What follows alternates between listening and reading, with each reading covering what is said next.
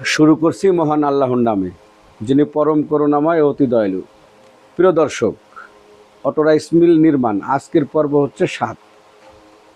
আর এই ৭তম পর্বে আমরা জানব অটো রাইস মিলের পারবয়লিং সম্পর্কে। কারণ পারবয়লিংটা হচ্ছে অটো রাইস মিলের জন্য খুবই গুরুত্বপূর্ণ একটা বিষয়।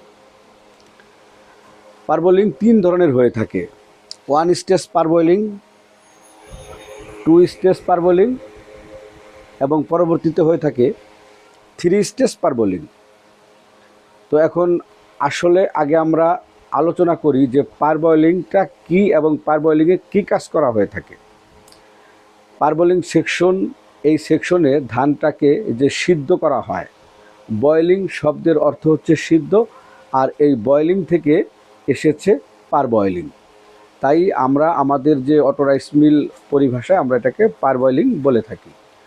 তো এখানে প্রিয় দর্শকবৃন্দ একটা জিনিস লক্ষ্য করবেন যে পারবয়লিং সেকশনে আপনারা যে বোতলের মতো যেগুলি দেখতে পাচ্ছেন, এগুলোকে আমরা হচ্ছে বয়লিং ট্যাঙ্কি বলে থাকি, অথবা আঞ্চলিক ভাষায় এগুলোকে আমরা হাঁড়ি বলে থাকি। হাঁড়ি যেহেতু বোতলের মতো দেখা যায়, সেহেতু অনেকেই যারা না বোঝে বোতলও বলে থাকতে পারেন। তো প্রিয় দর্শক, এই যে বয়লিং যে ট্যাঙ্কিগুলি, এই বয়লিং ট্যাঙ্কিগুলি হচ্ছে তার যে ক্যাপাসিটি, সেটার উপরে নির্ভর করে আপনি কয়টা বয়লিং ট্যাঙ্ক নেবেন বা কয়টা হাঁড়ি বসিয়ে আপনি পারবয়লিং তৈরি করবেন, সেটা নির্ভর করে। তো দেখুন, আপনি যদি একটা 600 মনের ডায়ার নেন, যেটা 600 মন ক্যাপাসিটির একটা ডায়ার, তাহলে আপনি এই পারবয়লিংয়ে কয়টা হাঁড়ি ব্যবহার করবেন সেটা নির্ভর করতেছে আপনার হচ্ছে, আমি যে 600 মনের ডায়ারটা দেখালাম, এই ডায়ারের উপরে নির্বাচন করতে হবে। যেহেতু আমি আরেকটা বিষয় আপনাদের বলে রাখি, সেটা হচ্ছে এই যে ডায়ারটা, মানে ডায়ার মেশিনটা, এই ডায়ার মেশিনে কিন্তু একসাথে আপনি 24 টন বা 600 মন ধান শুকাতে পারবেন। আজকের ভিডিওটা একটু বড় হতে পারে, কারণ পারবয়লিং সেকশন নিয়ে একটু বোঝাবো, তারপরেও মানে একটা ভিডিওতে পারবয়লিং বিষয়ে বুঝিয়ে শেষ করা যাবে না, যতটুকু সম্ভব আমি বোঝানোর জন্য চেষ্টা করব। তো প্রিয় দর্শক, এই যে ডায়ারসটা দেখতে পাচ্ছেন, এই ডায়ারে আপনি 600 মন বা 24 টন ধান একসাথে শুকনা করতে পারবেন। এই ধানগুলি কিন্তু আপনাকে একসাথে দিতে হবে। আপনি এখানে 600 মন দেন, অথবা 400 মন দেন, অথবা 500 মন দেন, আপনাকে একসাথে এই ধানগুলি দিতে হবে। তো আপনি সর্বনিম্ন 600 মনের ডায়ার আপনাকে করতে হবে। 600 মনের ডায়ার আপনি কেন করবেন, এ বিষয়ে আমরা যখন ডায়ার নিয়ে কথা বলবো তখন আমরা এ বিষয়ে কথা বলবো। আজকে আর আমরা সেই বিষয়ে যাচ্ছি না। আজকে আমরা জানবো হচ্ছে পারবয়লিং সম্পর্কে। তো আমরা যখন বললাম যে 600 মনের ডায়ার আপনারা যখন করবেন, তখন এই পারবয়লিংয়ে হাঁড়ি, যদি আপনি একটা ট্যাঙ্কিতে 100 মন ধান করে দেন, তাহলে আপনার এখানে 6টা হাঁড়ি লাগবে বা 6টা পারবয়লিং লাগবে। যদি আপনি একটা হাঁড়িকে 50 মন করে দেন, বা একটা বয়লিং ট্যাঙ্কির ভিতরে 50 মন ক্যাপাসিটি ধান দেন, তাহলে এখানে আপনার 12টি হাঁড়ি বা 12টি বয়লিং ট্যাঙ্ক লাগবে। প্রিয় দর্শক, আপনি যদি 200 মন, একটা হাঁড়িতে 150 মন, অথবা একটা হাঁড়িতে 200 মন করে দেন, তাহলে আপনার 150 মন করে দিলে 4টা হাঁড়ি লাগবে, 200 মন করে দিলে আপনার 3টা হাঁড়ি লাগবে। তো এখানে এখন বিষয় হচ্ছে যে আমরা আসলে কয়টা হাঁড়ি দিয়ে একটি পারবয়লিং বানাবো, এটা খুব একটা গুরুত্বপূর্ণ বিষয়। কারণ কয়টা হাঁড়ি দিয়ে একটা পারবয়লিং বানালে ভালো চাউল আমরা পাবো, সেই জন্য এখন এই বিষয়টা আমাদের নির্বাচন করতে হবে। তো এখানে বিষয় চলে আসে যে 1 স্টেজ, 3 স্টেজ এবং 2 স্টেজ সিস্টেমের কথাটা এখানে চলে আসে। তো এই বিষয়টা যদি আমরা একটু আলোচনা করি, দেখুন, আমরা এক সময় দেখতাম যে আজ থেকে 10 বছর, 15 বছর, 20 বছর আগে আমাদের দেশে প্রচুর পরিমাণে মোটা ধান হতো এবং মোটা চাল হতো। তো বিশেষ করে যে মোটা চালটা হতো, ওই মোটা চালটা আপনার লাল টকটকেদের মতো দেখা যেত, মানে ব্রাউন কালারটা অতি বেশি, এই ধরনের আর কি দেখা যেত। তো ওই ধরনের চাল যদি আপনি তৈরি করতে চান, যে ফুল ব্রাউন কালার, আমরা বাংলায় বলি যে লাল চাউলের মতোই লাল, মানে ব্রাউন কালারটা খুব থাকে, যদি ওই ধরনের চাউল করতে চান, তাহলে আপনাকে বড় হাঁড়ি ব্যবহার করতে হবে। মিনিমাম 100 মনের হাঁড়ি ব্যবহার করলে সেই হাঁড়ির ভিতরে আপনারা ওই ধরনের চাউল করতে পারবেন। মোটা চাউল এবং মোটা ধান দিয়ে একদম ব্রাউন কালার চাল আপনারা করতে পারবেন। বিশেষ করে বিভিন্ন চর অঞ্চলগুলি, যেমন ওই যে নোয়াখালীর চর অঞ্চলগুলি ছিল, লক্ষ্মীপুর, ভোলা, বরিশাল, এই সমস্ত চর অঞ্চলে আমরা দেখতাম ওই মোটা চালটা বা মোটা ধানের যে চাল হয় সেটা খুব প্রচুর পরিমাণে চলতো, এবং তারা চাইতো যে ওই চালটা যত লাল হয় তত ভালো, মানে যত বেশি ব্রাউন কালার হবে তত তাদের জন্য ভালো। এই সেই আপনার লাল যে ব্রাউন কালার চালটা, মোটা চাল, এই চালটা তখন ওই অঞ্চলগুলিতে খুব ব্যাপকভাবে চলতো। তো ব্যাপকভাবে যখন চলতো তখন এই যে আপনার বয়লিং ট্যাঙ্কি, 100 মনের বয়লিং ট্যাঙ্কিতে দিলে আপনার ওই চালগুলো ভালো হতো, একবারে সিদ্ধ করা যেত, এবং ওই চালগুলি অনেক টেকসই হতো, যে একবার রান্না করে 3বার পর্যন্ত চাল, মানে 3 বেলাই খাওয়া যেত, চাল নষ্ট হতো না। তো এই জন্য অনেকেই ওই চালটা পছন্দ করতো। প্রিয় দর্শক, এখানে আর একটা বিষয়, যে আমাদের দেশে যে রান্না, মানে আমাদের দেশের যে ভাত রান্না করা হয়, এই ভাতগুলি কিন্তু যারা রান্না করে বা আমাদের যারা কাস্টমার, তারা কিন্তু চায় যে আমরা একবার রান্না করব এবং 3বার খাবো, যাতে চালগুলি নষ্ট না হয়, মানে ভাত নষ্ট না হয়। এই ধরনের সিচুয়েশনটা আমাদের দেশে বেশি।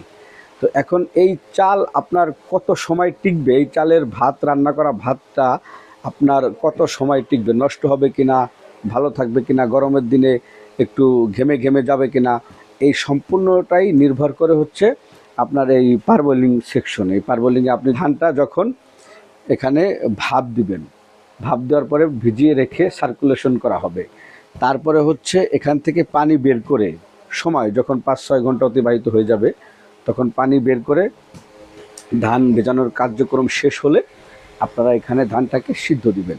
তো সিদ্ধ দেওয়ার পরে তারপরে আপনি ডায়ার মেশিনে ঢোকাবেন। তো এই যে প্রক্রিয়া, মানে 2বার আমরা বলতে পারি দোসেদ্ধ চাউল, যেটা আমরা বলতে পারি সংক্ষেপে সংক্ষেপে বলতে পারি যে দো সিদ্ধ যে চাউল, এই চাউলটা অনেক ধরনের টেকসই হয়। তো প্রিয় দর্শক, পারবোলিং সম্পর্কে কিন্তু কিছুই এখনও বোঝা গেল না, আসলে কোন হাঁড়ি ব্যবহার করে আমি একটা পারবোলিং তৈরি করব, এখনও কিন্তু আমি সেটা বোঝাতে সক্ষম হইনি, সেটা আমি নিজেই বুঝতে পারতেছি। তো কিছুটা ধারণা দিলাম যে আপনারা যখন এই বড় হাঁড়িগুলি ব্যবহার করবেন, বিশেষ করে আমি যে 200 মন বা 150 মন হাঁড়ির কথা বলছি, ওগুলি আর এখন চলে না। 200 মন 150 মন হাঁড়ি এগুলি ব্যবহার করা হয় না। তবে যারা এই 3 স্টেজ প্ল্যান করে, তারা মাঝখানে 150 মন বা 200 মনের যে হাঁড়ি, ওই হাঁড়িটা ব্যবহার করে শুধু ধানগুলিকে ভিজিয়ে রাখার জন্য এবং পানি দিয়ে সার্কুলেশন করার জন্য ওইটাকে ট্যাঙ্ক হিসেবে ব্যবহার করা হয়। সিদ্ধ এবং ভাপ, তারা উপরে যে ছোট হাঁড়িগুলি থাকে, এই হাঁড়িটায় ভাপ দিয়ে মাঝখানের যে ট্যাঙ্কিগুলি আছে এইগুলির ভিতরে দিয়ে ভিজিয়ে রাখে এবং পরবর্তীতে পানি ফেলে দিয়ে নিচের হাঁড়িতে তারপরে হচ্ছে সিদ্ধ করে ডায়ারে ঢোকায়। এটা হচ্ছে যে যারা সাদা চকচকে চাল খেতে পছন্দ করেন, মানে সাদা চাল, এই সাদা চাল যারা চান তাদের জন্য আর কি এই 3 স্টেজ সিস্টেমটা, এবং মসৃণ যে চিকুন চাল, সেটা করতে হলে আপনাকে এই 3 স্টেজ যে পারবয়েলিংটা সেটা করতে হবে। এখন নিশ্চয়ই আপনারা একটু ধারণা পেয়েছেন যে 3 স্টেজ পারবয়েলিং আমরা কেন করব। আমি সেটা হয়তো কিছুটা ধারণা দিতে সক্ষম হয়েছি যে 3 স্টেজ পারবয়েলিংটা আমরা কেন করব। যখন আমরা সাদা চাল চাবো, একদম সাদা মসৃণ চিকুন চাল চাইব, তখন আমরা এই 3 স্টেজ প্ল্যান করব। প্রথমে দেখুন ছোটো হাঁড়ি, এই ছোটো হাঁড়িগুলোতে হাইস্ট 15 মণ ধান ধরে, বা 300 কেজি ধান থাকতে পারে, বা 200 কেজি থাকতে পারে। মাঝখানের যে বয়লিং ট্যাঙ্কিগুলি দেখছেন, এগুলো এক একটা 150 মণ অথবা 200 মণ বা অথবা 100 মণ ক্যাপাসিটির।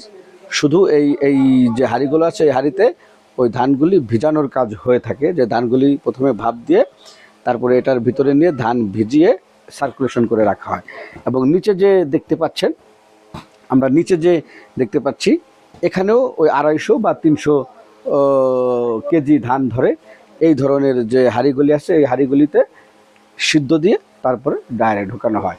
এটা হচ্ছে 3 স্টেজ যে পারবয়েলিং, সেটার জন্য। তো আমাদের দেশে কিন্তু এখন সেরকমভাবে অত মসৃণ সাদা চিকুন চাউল তেমন একটা চলে না, কারণ এই চাউলটা একবার রান্না করলে 3বার খেতেটা খুব, মানে খাওয়া যে ব্যাপারটা আছে, খাওয়াটা খুব কষ্টসাধ্য হয়ে যায়। চালটা একটু ঘেমে যেতে পারে, চালটা একটু হয়ে যেতে পারে। এই জন্য সরাসরি এত সাদা চাউল আমাদের দেশে বেশি একটা চলে না। হালকা ব্রাউন যে ভাবটা আছে, সেই ব্রাউন ভাব বা ব্রাউন কালারের চালটা আমাদের দেশে করতে হয়। আর এই 3 স্টেজ পারবয়েলিং করতে গেলে এটা অনেক ব্যয়বহুল এবং টাকাও খরচ হয়। এখন যদি আমরা আসি যে 2 স্টেজ, দেখুন এই 2 স্টেজ প্ল্যানে উপরে হয়তো 100 মনের হাঁড়ি ব্যবহার করা হয়, অথবা কেউ 50 মনের হাঁড়িও ব্যবহার করে থাকে, এবং নিচে যে হাঁড়িগুলি আছে এই হাঁড়িগুলি ব্যবহার করে থাকে যে চাউলটাকে সিদ্ধ করব। এই যে আপনি দেখতে পাচ্ছেন যে 2 স্টেজ 100 মন অথবা 50 মনের হাঁড়ি, এটা হচ্ছে 2 স্টেজটা হচ্ছে আমার মতে একটা পারফেক্ট পারবয়লিং। কারণ আমি এখানে চিকুন চাউল যদি সাদা করতে চাই সেটাও করতে পারবো, এবং আমি যদি লাল কালার করতে চাই, ব্রাউন কালার করতে চাই, আমরা সেটাও কিন্তু করতে পারবো এই 2 স্টেজ পারবয়লিংয়ে। তো 2 স্টেজ পারবয়লিংয়ে দেখুন আমি দেখাচ্ছি যে এই হাঁড়িগুলি যদি 600 মনের হয় তাহলে 50 মনের 12টি হাঁড়ি লাগবে, এবং তার নিচে আপনার ছোট যে 15 মন ধান ধরবে এই ক্যাপাসিটিরও এখানে 12টা হাঁড়ি থাকবে। এটা হচ্ছে 2 স্টেজ। আর আপনারা যদি সিঙ্গেল স্টেজ দেখতে পাচ্ছেন 1 স্টেজ যে পারবয়লিংটা, 1 স্টেজ পারবয়লিংটা আসলে বেশিরভাগ হচ্ছে মুড়ির চাউল করার জন্য ব্যবহার হয়ে থাকে। যে মুড়ির চাউলটা অতিরিক্ত স্টিম দিয়ে অতিরিক্ত স্টিম গেইন করে ওটাকে লাল করা হয়, ব্রাউন কালার করা হয়, ওটা মুড়ির চাউলের জন্য এই সিঙ্গেল স্টেজ পারবয়লিংটা হয়ে থাকে। এবং অনেকেই ইদানিংকালে দেখা যাচ্ছে যে শুধু সিঙ্গেল স্টেজ পারবয়লিং এই যে হাঁড়িগুলি 40 মনের ব্যবহার করে থাকে অথবা 50 মনের ব্যবহার করে থাকে, এই হাঁড়িগুলি ব্যবহার করে তারা চিকুন চাউল করছে। কারণ আপনার ওই ছোটো হাঁড়িতে যখন প্রেশার দেওয়া হয় তখন চালটা বেশি হয়ে যায় না, মানে লাল হয়ে যায় না, হালকা স্লো ব্রাউন কালারটাই থেকে যায়। এই ব্রাউন কালারটা আমাদের দেশে খুবই চলছে এই জন্য আর কি, এবং এর চালটাও খুব ভালো, একবার রান্না করে 3বার খাওয়া যায়। আর হচ্ছে আপনার যদি আপনারা আরেকটা স্টেজে সিঙ্গেল স্টেজ নিয়ে যে কথাগুলি বললাম সেই বিষয়ে যদি আমরা আরেকটু বলি যে এই হাঁড়িগুলি কখনোই বড় করা যাবে না। কারণ যখন বড় হাঁড়ি থাকবে ওটার ভিতরে প্রেশার বেশি হয়ে চাউলের কালার তখন বেশি ব্রাউন কালার হয়ে যায়। তো প্রিয় দর্শক, আমি জানি না যে আপনাদের কতটুকু এই পারবয়লিং সম্পর্কে বোঝাতে পারলাম। আমি যতটুকু পারলাম আমি ধারণা দেওয়ার চেষ্টা করলাম। এখন যদি আমরা একটু বলি যে পারবয়লিংটা আমরা কিভাবে তৈরি করব। এখন আসলে এই ভিডিওটা আপনারা আগামী পর্বে দেখবেন যে পারবয়লিং কীভাবে তৈরি হয় বা পারবয়লিং কীভাবে তৈরি করা যায়। এই কথাগুলি আমি আর এই ভিডিওতে বলতে চাচ্ছি না। সকলকে ধন্যবাদ, সবাই ভালো থাকবেন।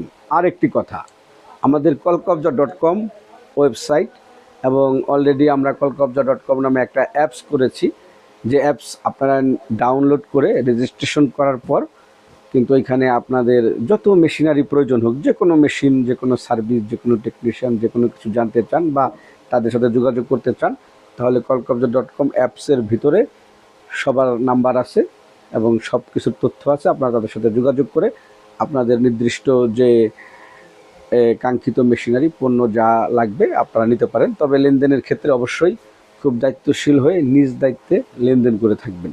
ধন্যবাদ।